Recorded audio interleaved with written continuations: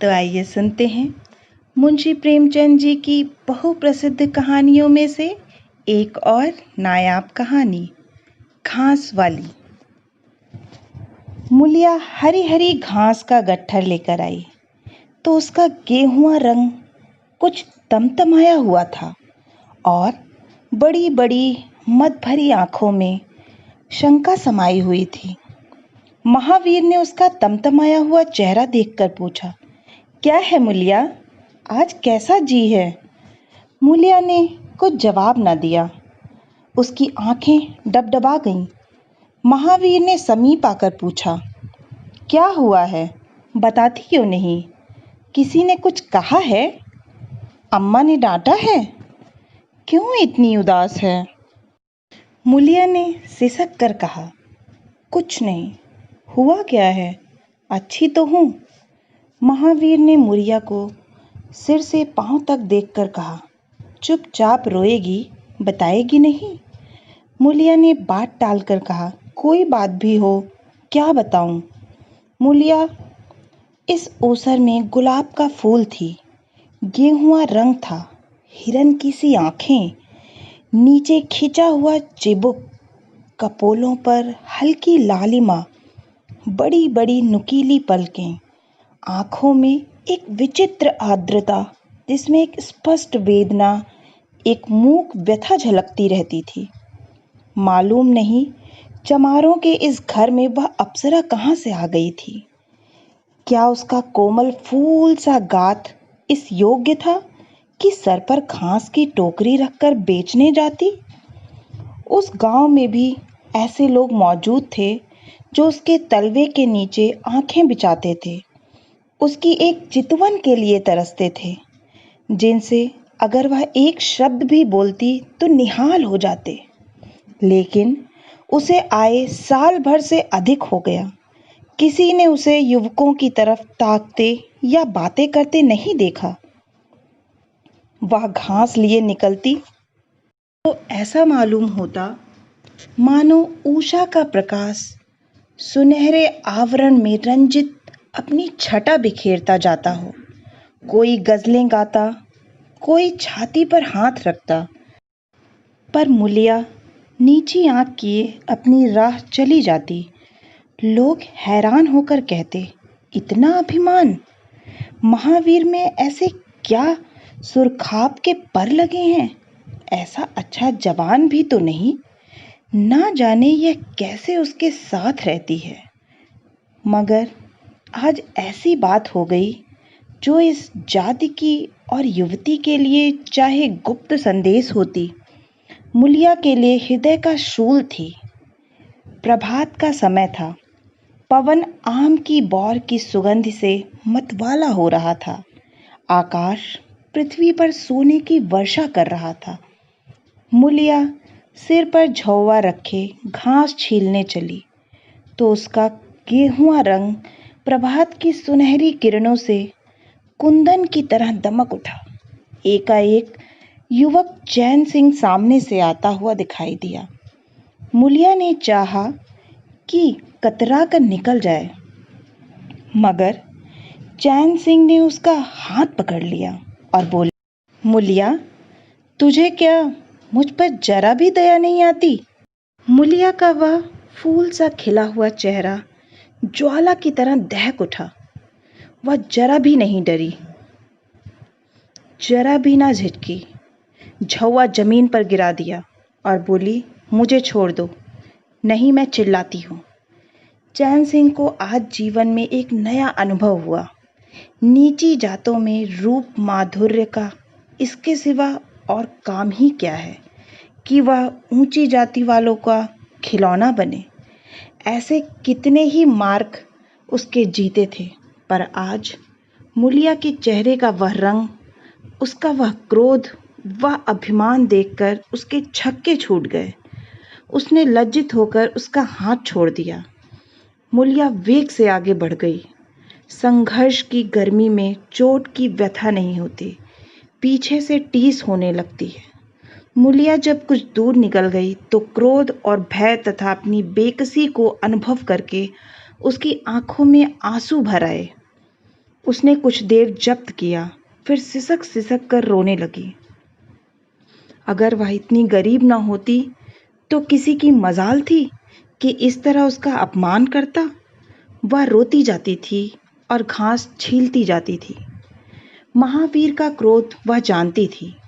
अगर उससे कह दे तो वह इस ठाकुर के खून का प्यासा हो जाएगा। फिर ना जाने क्या हो, इस ख्याल से उसके रोए खड़े हो गए। इसीलिए उसने महावीर के प्रश्नों का कोई उत्तर ना दिया। दूसरे दिन मूलिया घास के लिए ना गई। उसने पूछा, तू क्यों नहीं जाती? और सब तो चली गईं। मूलिया ने सिर झुकाकर कहा, मैं अकेली ना जाऊंगी। सास ने बिगड़ कर कहा, अकेले क्या तुझे बाग उठा ले जाएगा? मूलिया ने और भी सिर झुका लिया और दबी हुई आवाज से बोली, सब मुझे छेड़ते हैं। सास ने डांटा, ना तू औरों के साथ जाएगी ना अकेली जाएगी, तो फिर जाएगी कैसे? वह साफ साफ क्यों नहीं कहती कि मैं ना जाऊंगी? तो यहाँ मेरे घर में रानी बन के निभाना होगा। किसी को चाम नहीं प्यारा होता, काम प्यारा होता है। तू बड़ी सुंदर है, तो तेरी सुंदरता लेकर चाटूं? उठा झाबा और घास ला। द्वार पर नीम के दरख्त के साए में महावीर खड़ा घोड़े को मल रहा था। उसने मूलिया को रोनी सूरत बनाए जाते देखा, पर कुछ बोल ना सका। उसका बस चलता तो मूलिया को कलेजे में बिठा लेता, आंखों में छिपा लेता, लेकिन घोड़े का पेट भरना भी तो जरूरी था। घास मोल लेकर खिलाए तो 12 आने रोज से कम न पड़े। ऐसी मजदूरी ही कौन होती है? मुश्किल से 1.5-2 रुपए मिलते हैं, वह भी कभी मिले कभी ना मिले। जब से यह सत्यानाशी लारियां चलने लगी हैं, इक्के वाले की बधिया बैठ गई है। कोई सेंत भी नहीं पूछता। महाजन से 150 रुपए उधार लेकर इक्का और घोड़ा खरीदा था, मगर लारियों के आगे इक्के को कौन पूछता है? महाजन का सूद भी तो ना पहुंच सकता था, मूल का कहना ही क्या। ऊपरी मन से बोला, ना मन हो तो रहने दो, देखी जाएगी। इस दिलजोई से मूलिया निहाल हो गई। बोली, घोड़ा खाएगा क्या? आज उसने कल का रास्ता छोड़ दिया और खेतों की मेड़ों से होती हुई चली। बार बार सतर्क आंखों से इधर उधर ताकती जाती थी। दोनों तरफ ऊख के खेत खड़े थे। जरा भी खड़खड़ाहट होती, उसका जी सन्न हो जाता, कहीं कोई ऊख में छिपा ना बैठा हो। मगर कोई नई बात ना हुई। ऊख के खेत निकल गए, आमों का बाग निकल गया, सींचे हुए खेत नजर आने लगे। दूर के कुएं पर पुर चल रहा था। खेतों की मेड़ों पर हरी हरी घास जमी हुई थी। मूलिया का जी ललचाया। यहाँ आधा घंटे में जितनी घास छिल सकती है, सूखे मैदानों में दोपहर तक ना छिल सकेगी। यहाँ देखता ही कौन है? कोई चिल्लाएगा तो चली जाऊंगी।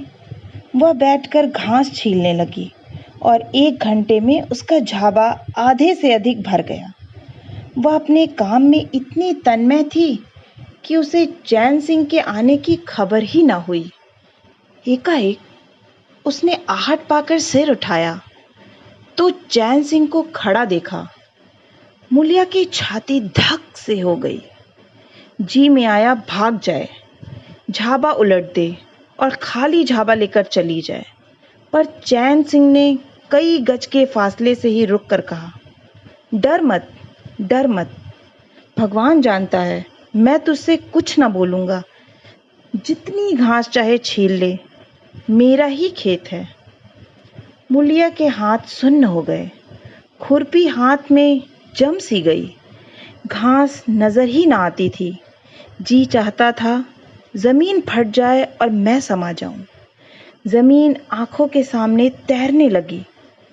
चैन सिंह ने आश्वासन दिया, छीलती क्यों नहीं? मैं तुझसे कुछ कहता थोड़े ही हूं। यहीं रोज चली आया कर, मैं छील दिया करूंगा। मूलिया चित्रलिखित सी बैठी रही। चैन सिंह ने एक कदम आगे बढ़ाया और बोला, तू मुझसे इतना डरती क्यों है? क्या तू समझती है मैं आज भी तुझे सताने आया हूँ? ईश्वर जानता है कल भी तुझे सताने के लिए मैंने तेरा हाथ नहीं पकड़ा था। तुझे देखकर आप ही आप हाथ पड़ गए। मुझे कुछ सुध ही ना रही। तू चली गई तो मैं वहीं बैठकर घंटों रोता रहा। जी में आता था हाथ काट डालूं, कभी जी चाहता था जहर खा लूं। तभी से तुझे ढूंढ रहा हूं। आज तू इस रास्ते से चली आई। मैं सारा हार छानता हुआ यहाँ आया हूँ। अब जो सजा तेरे जी में आवे दे दे। अगर तू मेरा सिर भी काट ले तो गर्दन ना हिलाऊंगा। मैं सौदा था, लुच्चा था, लेकिन जब से तुझे देखा है मेरे मन में सारी खोट मिट गई है।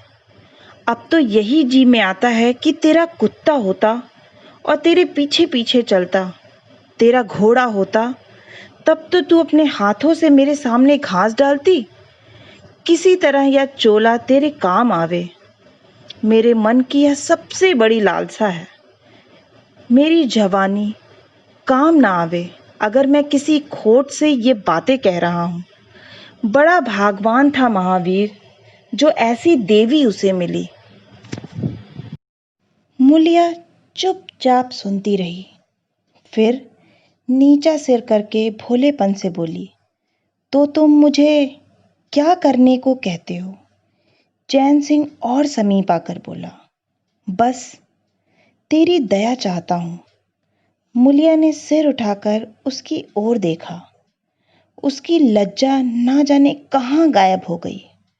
वे शब्दों में बोली, तुमसे एक बात कहूँ, बुरा तो ना मानोगे? तुम्हारा ब्याह हो गया है या नहीं? चैन सिंह ने दबी जबान से कहा, ब्याह तो हो गया, लेकिन ब्याह क्या है? खिलवाड़ है। मूलिया के होठों पर अवहेलना की मुस्कुराहट झलक पड़ी। बोली, फिर भी अगर मेरा आदमी तुम्हारी औरत से इसी तरह बातें करता तो तुम्हें कैसा लगता? तुम उसकी गर्दन काटने पर तैयार हो जाते कि नहीं? बोलो। क्या समझते हो कि महावीर चमार है तो उसकी देह में लहू नहीं? मेरा रूप रंग तुम्हें भाता है। क्या घाट के किनारे मुझसे कहीं सुंदर औरतें नहीं घुमा करती? मैं उनके तलवों की बराबरी भी नहीं कर सकती। तुम उसमें से किसी से क्यों नहीं दया मांगते? क्या उनके पास दया नहीं है? मगर वहां तुम न जाओगे, क्योंकि वहां जाते तुम्हारी छाती दहलती है। मुझसे दया मांगते हो इसलिए ना कि मैं चमारिन हूं, नीच जाति हूं, और नीच जात की औरत जरा सी घुड़की धमकी व जरा सी लालच से तुम्हारी मुट्ठी में आ जाएगी। कितना सस्ता सौदा है। ठाकुर हो ना, ऐसा सस्ता सौदा क्यों छोड़ने लगे? चैन सिंह लज्जित होकर बोला, मूला, यह बात नहीं। मैं सच कहता हूं। इसमें ऊंच नीच की बात नहीं है। सब आदमी बराबर हैं। मैं तो तेरे चरणों पर सिर रखने को तैयार हूं। मूलिया, इसलिए ना कि जानते हो मैं कुछ कर नहीं सकती। जाकर किसी खत रानी के चरणों पर सिर रखो तो मालूम हो कि चरणों पर सिर रखने का क्या फल मिलता है। फिर यह सिर तुम्हारी गर्दन पर ना रहेगा। चैन सिंह मारे शर्म के जमीन में गड़ा जाता था। उसका मुंह ऐसा सूख गया था मानो महीनों की बीमारी से उठा हो। मुंह से बात ना निकलती थी। मूलिया इतनी वाकपटु है इसका उसे गुमान भी ना था। मूलिया फिर बोली, मैं भी रोज बाजार जाती हूँ, बड़े बड़े घरों का हाल जानती हूँ। मुझे किसी बड़े घर का नाम बता दो जिसमें कोई साइस, कोई कोचवान, कोई कहार, कोई पंडा, कोई महाराज ना घुसा बैठा हो। यह सब बड़े घरों की लीला है। और वह औरतें जो कुछ करती हैं ठीक करती हैं। उनके घर वाले भी तो चमारिनों और कहारिनों पर जान देते फिरते हैं। लेना देना बराबर हो जाता है। बेचारे गरीब आदमियों के लिए यह बातें कहाँ। मेरे आदमी के लिए संसार में जो कुछ हूँ मैं हूँ, वह किसी दूसरी मिहरिया की ओर आंख उठाकर भी नहीं देखता। संयोग की बात है कि मैं तनिक सुंदर हूँ, लेकिन मैं काली कलूटी भी होती तब भी वह मुझे इसी तरह रखता, इसका मुझे विश्वास है। मैं चमारिन होकर भी इतनी नीच नहीं हूँ कि विश्वास का बदला खोट से दूं। हाँ, वह अपने मन की करने लगे, मेरी छाती पर मूंग दलने लगे, तो मैं भी उसकी छाती पर मूंग दलूंगी। तुम मेरे रूप के ही दीवाने हो ना। आज मुझे माता निकल आए, कानी हो जाऊं तो मेरी ओर ताकोगे भी नहीं। बोलो, झूठ कहती हूँ। चैन सिंह इनकार न कर सका।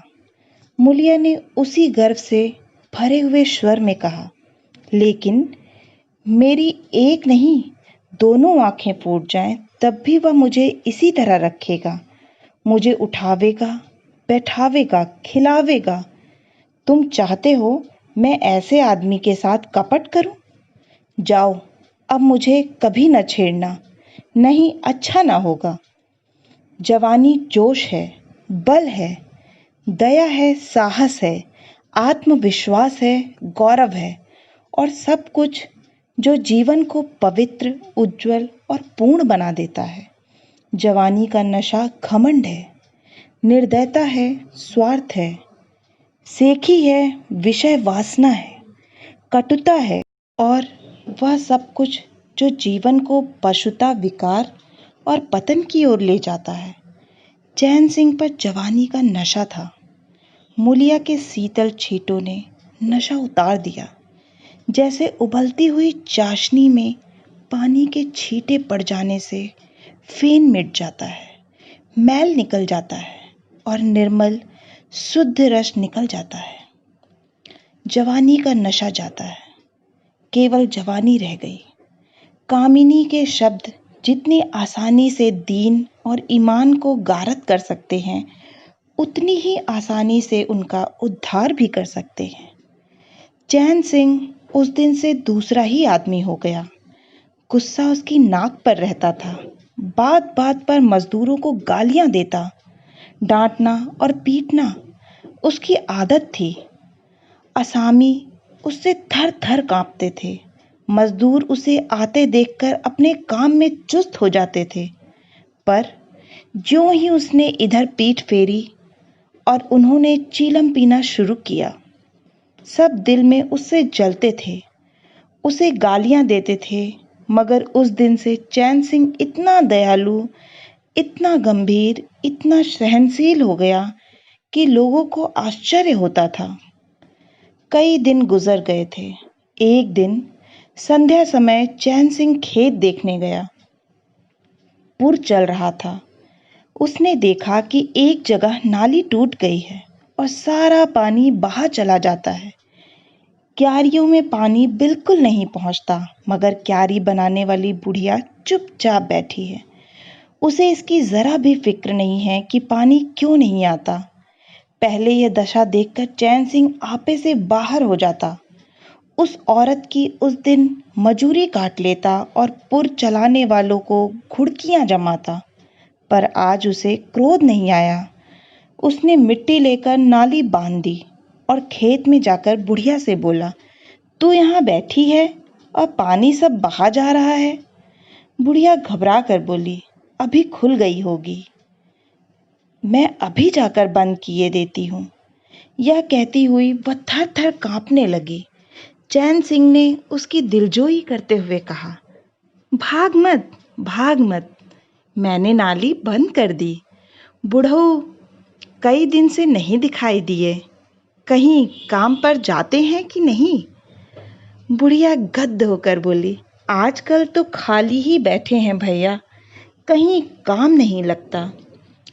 चैन सिंह ने नम्र भाव से कहा, तो हमारे यहाँ लगा दे, थोड़ा सा सन रखा है, उसे काट दे।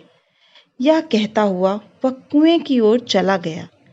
यहाँ 4 पुल चल रहे थे, पर इस वक्त 2 हकवे बेर खाने गए थे। चैन सिंह को देखते ही मजदूरों के होश उड़ गए। ठाकुर ने पूछा, 2 आदमी कहाँ गए? तो क्या जवाब देंगे? सब के सब डांटे जाएंगे। बेचारे दिल में सहमे जा रहे थे। चैन सिंह ने पूछा, वह दोनों कहाँ चले गए? किसी के मुंह से आवाज न निकली। सहसा सामने से दोनों मजूर धोती के एक कोने में बेर भरे आते दिखाई दिए। खुश खुश बात करते चले आ रहे थे। चैन सिंह पर निगाह पड़ी तो दोनों के प्राण सूख गए। पांव मन मन भर के हो गए। अब ना आते बनता है न जाते। दोनों समझ गए कि आज डांट पड़ी, शायद मजूरी भी कट जाए। चाल धीमी पड़ गई। इतने में चैन सिंह ने पुकारा, बढ़ाओ बढ़ाओ, कैसे बेर हैं? लाओ जरा मुझे भी दो, मेरे ही पेड़ के हैं ना। दोनों और भी सहम उठे। आज ठाकुर जीता न छोड़ेगा। कैसा मीठा मीठा बोल रहा है, उतनी ही भिगो भिगो कर लगाएगा। बेचारे और भी सिकुड़ गए। चैन सिंह ने फिर कहा, जल्दी से आओ जी, पक्की पक्की सब मैं ही ले लूंगा। जरा एक आदमी लपक कर घर से थोड़ा सा नमक तो ले लो। बाकी दोनों मजूरों से, तुम भी दोनों आ जाओ। उस पेड़ के बेर मीठे होते हैं। बेर खा लें, काम तो करना ही है। अब दोनों भगोड़ों को कुछ ढारस हुई। सभी ने जाकर सब बेर चैन सिंह के आगे डाल दिए और पक्के पक्के छांट कर उसे देने लगे। एक आदमी नमक लाने दौड़ा। आधा घंटे तक चारों पुर बंद रहे। जब सब बेर उड़ गए और ठाकुर चलने लगे तो दोनों अपराधियों ने हाथ जोड़कर कहा, भैया जी, आज जान बख्शी हो। बड़ी भूख लगी थी, नहीं तो कभी न जाते। चैन सिंह ने नम्रता से कहा, तो इसमें बुराई क्या हुई? मैंने भी तो बेर खाए। एक आधा घंटे का हरज हुआ, यही ना। तुम चाहोगे तो 2 घंटे भर का काम आधे घंटे में कर दोगे। ना चाहोगे दिन भर में भी घंटे भर का काम ना होगा। चैन सिंह चला गया तो चारों बातें करने लगे। एक ने कहा, मालिक इस तरह रहें तो काम करने में जी लगता है, यही नहीं कि हरदम छाती पर सवार। दूसरा, मैंने तो समझा आज कच्चा ही खा जाएंगे। तीसरा, कई दिन से देखता हूँ मिजाज नरम हो गया है। चौथा, सांझ को पूरी मजूरी मिले तो कहना। पहला, तुम तो हो गोबर गणेश, आदमी का रुख नहीं पहचानते। दूसरा, अब खूब दिल लगाकर काम करेंगे। तीसरा, और क्या, जब उन्होंने हमारे ऊपर छोड़ दिया तो हमारा भी धर्म है कि कोई कसर न छोड़ें। चौथा, मुझे तो भैया ठाकुर पर अब भी विश्वास नहीं आता। एक दिन चैन सिंह को किसी काम से कचहरी जाना था। 5 मील का सफर था। यूं तो वह बराबर अपने घोड़े पर जाया करता था, पर आज धूप बड़ी तेज थी। सोचा इक्के पर चला जाऊं। महावीर को कहला भेजा, मुझे लेते जाना। कोई 9 बजे महावीर ने पुकारा। चैन सिंह तैयार बैठा था। चटपट इक्के पर बैठ गया, मगर घोड़ा इतना दुबला हो रहा था। इक्के की गद्दी इतनी मैली और फटी हुई, सारा सामान इतना रद्दी कि चैन सिंह को उस पर बैठते हुए शर्म आई। पूछा, यह सामान क्यों बिगड़ा हुआ है महावीर? तुम्हारा घोड़ा तो इतना दुबला कभी न था। क्या आजकल सवारियां कम हैं क्या? महावीर ने कहा, नहीं मालिक, सवारियां काहे नहीं हैं, मगर लारियों के सामने इक्के को कौन पूछता है। कहाँ 2 ढाई 3 की मजूरी करके घर लौटता था, कहाँ अब 20 आने पैसे भी नहीं मिलते। क्या जानवर को खिलाऊं, क्या आप खाऊं? बड़ी विपत्ति में पड़ गया हूँ। सोचता हूँ इक्का घोड़ा बेच बेच कर आप लोगों की मजूरी कर लूं, पर कोई गाहक नहीं लगता। ज्यादा नहीं तो 12 आने तो घोड़े ही के चाहिए, घास ऊपर से। जब अपना ही पेट नहीं चलता तो जानवर को कौन पूछे। चैन सिंह ने उसके फटे हुए कुर्ते की ओर देखकर कहा, 2-4 बीघे खेती क्यों नहीं कर लेते। महावीर सिर झुकाकर बोला, खेती के लिए बड़ा पौरुष चाहिए मालिक। मैंने तो यही सोचा है कि कोई गाहक लग जाए तो इक्के को औने पौने निकाल दूं, फिर घास छील कर बाजार ले जाया करूं।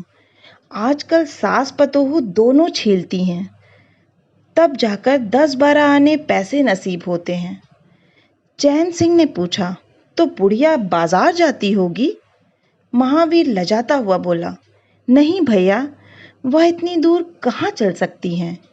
घर वाली चली जाती है, दोपहर तक घास छीलती है, तीसरे पहर बाजार जाती है, वहां से घड़ी रात गए लौटती है। हलकान हो जाती है भैया, मगर क्या करूं, तकदीर से क्या जोर। चैन सिंह कचहरी पहुंच गए और महावीर सवारियों की टोह में इधर उधर इक्के को घुमाता हुआ शहर की तरफ चला गया। चैन सिंह ने उसे 5 बजे आने को कह दिया। कोई 4 बजे चैन सिंह कचहरी से फुर्सत पाकर बाहर निकले। हाथे में पान की दुकान थी। जरा और आगे बढ़कर एक घना बरगद का पेड़ था। उसकी छाह में 20 ही तांगे इक्के फिटने खड़ी थीं। घोड़े खोल दिए गए थे। वकीलों, मुख्तारों और अफसरों की सवारियां यहीं खड़ी रहती थीं। चैन सिंह ने पानी पिया, पान खाया और सोचने लगा, कोई लारी मिल जाए तो जरा शहर चला जाऊं, कि उसकी निगाह एक घास वाली पर पड़ गई। सिर पर घास का झाबा रखे साइसों से मोल भाव कर रही थी। चैन सिंह का हृदय उछल पड़ा। यह तो मुलिया है। बनी ठनी एक गुलाबी साड़ी पहने कोचवानों से मोल तोल कर रही थी। कई कोचवान जमा हो गए थे। कोई उससे दिल लगी करता था, कोई घूरता था, कोई हंसता था। एक काले कलूटे कोचवान ने कहा, मूला, घास तो उड़ के अधिक से अधिक 6 आने की है। मूलिया ने उन्माद पैदा करने वाली आंखों से देखकर कहा, 6 आने पर लेना है तो सामने घसियारिनें बैठी हैं, चले जाओ, 2-4 पैसे कम पे पा जाओगे। मेरी घास तो 12 आने में ही जाएगी। एक अधेड़ कोचवान ने फिटन के ऊपर से कहा, तेरा जमाना है, 12 आने नहीं 1 रुपया मांग, लेने वाले झक मार के और लेंगे। निकलने दे वकीलों को, अब देर नहीं है। एक तांगे वाले ने कहा, जो गुलाबी पगड़ी बांधे हुए था, बोला, बुढ़ऊ के मुंह में पानी भर आया। अब मुलिया काहे को किसी की ओर देखेगी। चैन सिंह को ऐसा क्रोध आ रहा था कि इन दुष्टों को जूते से पीटे। सब के सब कैसे उसकी ओर टकटकी लगाए ताक रहे थे। आंखों से पी जाएंगे। और मुलिया भी यहाँ कितनी खुश है, न लजाती है, न झिझकती है, न दबती है। कैसे मुस्कुरा मुस्कुरा कर, रसीली आंखों से देख देख कर, सिर का अंचल खिसका खिसका कर, मुंह मोड़ मोड़ कर बातें कर रही है। वही मुलिया जो शेरनी की तरह तड़प उठी थी। इतने में 4 बजे अमले और वकील मुख्तारों का एक मेला सा निकल पड़ा। अमले लारियों पर दौड़े, वकील मुख्तार इन सवारियों की ओर चले। कोचवानों ने भी चटपट घोड़े जोते।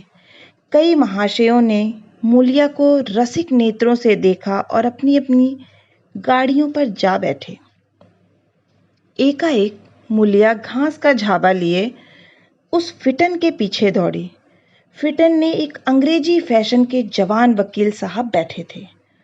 उन्होंने पावदान पर घास रखवा ली। जेब से कुछ निकालकर मुलिया को दिया। मुलिया मुस्कुराई।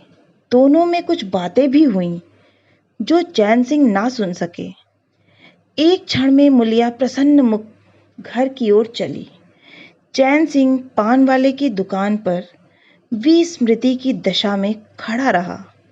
पान वाले ने दुकान बढ़ाई, कपड़े पहने और केबिन का द्वार बंद करके नीचे उतरा तो चैन सिंह की समाधि टूटी। पूछा, क्या दुकान बंद कर दी? पान वाले ने सहानुभूति दिखाकर कहा, इसकी दवा करो ठाकुर साहब, यह बीमारी अच्छी नहीं है। चैन सिंह ने चकित होकर पूछा, कैसी बीमारी? पान वाला बोला, कैसी बीमारी? आधा घंटे से यहाँ खड़े हो जैसे कोई मुर्दा खड़ा हो। सारी कचहरी खाली हो गई, सब दुकानें बंद हो गईं। मेहतर तक झाड़ू लगाकर चल दिए। तुम्हें कुछ खबर हुई? यह बुरी बीमारी है, जल्दी दवा करा डालो। चैन सिंह ने छड़ी संभाली और फाटक की ओर चला कि महावीर का इक्का सामने से आता दिखाई दिया। कुछ दूर इक्का निकल गया तो चैन सिंह ने पूछा, आज कितने पैसे कमाए महावीर? महावीर ने हंसकर कहा, आज तो मालिक दिन भर खड़ा ही रह गया, किसी ने बेगार में भी ना पकड़ा, ऊपर से 4 पैसे की बीड़ियां पी गया। चैन सिंह ने जरा देर के बाद कहा, मेरी एक सलाह है, तुम मुझसे 1 रुपया रोज लिया करो, बस जब मैं बुलाऊं तो इक्का लेकर चले आया करो, तब तो तुम्हारी घरवाली को घास लेकर बाजार ना जाना पड़ेगा। बोलो, मंजूर है? महावीर ने सजल आंखों से देखकर कहा, मालिक, आप ही का तो खाता हूँ, आपकी प्रजा हूँ, जब मर्जी हो पकड़ मंगवाइए, आपसे रुपए। चैन सिंह ने बात काट कर कहा, नहीं, मैं तुमसे बेगार नहीं लेना चाहता, तुम मुझसे 1 रुपया रोज ले जाया करो, घास लेकर घास वाली को बाजार मत भेजा करो, तुम्हारी आबरू मेरी आबरू है, और भी रुपए पैसे का जब काम लगे बेखटके चले आया करो। हाँ, देखो, मुलिया से इस बात की भूल कर भी चर्चा न करना। क्या फायदा? कई दिनों के बाद संध्या समय मुलिया चैन सिंह से मिली। चैन सिंह असामियों से मालगुजारी वसूल करके घर की ओर लपका जा रहा था कि उसी जगह जहां उसने मुलिया की बांह पकड़ी थी, मुलिया की आवाज कानों में आई। उसने ठिठक कर पीछे देखा तो मुलिया दौड़ी आ रही थी। बोला, क्या है मुला, क्यों दौड़ती हो? मैं तो खड़ा हूं, मुलिया ने हाँफते हुए कहा, कई दिन से तुमसे मिलना चाहती थी, आज तुम्हें आता देखा तो दौड़ी, अब मैं घास बेचने नहीं जाती। चैन सिंह ने कहा, बहुत अच्छी बात है, क्या तुमने कभी मुझसे घास बेचते देखा है? हाँ, एक दिन देखा था। क्या महावीर ने तुझसे सब कह डाला? मैंने तो मना कर दिया था, वह मुझसे कोई बात नहीं छिपाता। दोनों एक क्षण चुप खड़े रहे, किसी को कोई बात ना सूझती थी। एकाएक मुलिया ने मुस्कुरा कर कहा, यहाँ तुमने मेरी बांह पकड़ी थी। चैन सिंह ने लज्जित होकर कहा, उसको भूल जाओ मूला, मुझ पर जाने कौन भूत सवार था। मुलिया गद्द कंठ से बोली, उसे क्यों भूल जाऊं? उसी बांह कहे कि लाज तो निभा रहे हो, गरीबी आदमी से जो चाहे करवाए। तुमने मुझे बचा लिया। फिर दोनों चुप हो गए। जरा देर के बाद मुलिया ने फिर कहा, तुमने समझा होगा मैं हंसने बोलने में मगन हो रही थी। चैन सिंह ने बलपूर्वक कहा, नहीं मुलिया, मैंने एक क्षण के लिए भी नहीं समझा। मुलिया मुस्कुरा कर बोली, मुझे तुमसे यही आशा थी और है। पवन सिंचे हुए खेतों में विश्राम करने जा रहा था। सूर्य निशा की गोद में विश्राम करने जा रहा था और उस मलिन प्रकाश में चैन सिंह मुलिया की विलीन होती हुई रेखा को खड़ा देख रहा था। आशा है कि आपको यह कहानी घास वाली बहुत ही पसंद आई होगी। अगर पसंद आई है तो इसे लाइक करें और अपनों के साथ शेयर करें, और अगर आप इस चैनल पे नए हैं तो प्लीज़ मुझे प्रोत्साहित करने के लिए इस चैनल को सब्सक्राइब करें। बहुत बहुत धन्यवाद।